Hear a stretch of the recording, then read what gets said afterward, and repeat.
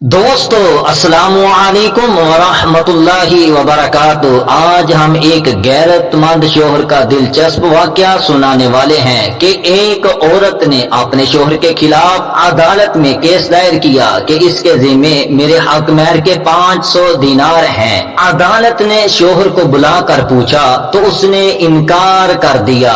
अदालत ने गवाहों को तलब किया और उनसे गवाही लेते वक्त औरत का चेहरा पहचानने के लिए औरत को चेहरे से निकाब उतारने का कहा। निकाब उतारने पर उस औरत का शोहर जल्दी से खड़ा होकर कहने लगा, काजी साहब, मैं तस्लीम करता हूँ कि मुझ पर मेरी बीवी के 500 दिनार लाजिम है, बस आप मेरी बीवी का निकाब ना उतरवाइए। ये सुनकर बीवी कहने लगी कि काजी साहब, आप और तमाम हाज़रीन गवाह हैं कि मैंने अपना हक महर बख्श दिया उनको। काजी बेचारा हैरानो परेशान कि ये हो क्या रहा है।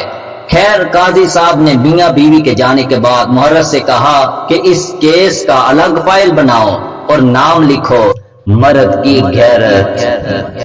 ये बात याद रखना, हमेशा एक अक्लमंद और गैरतमंद शोहर अपनी बीवी को लोगों के सामने बेपर्दा होने नहीं देता।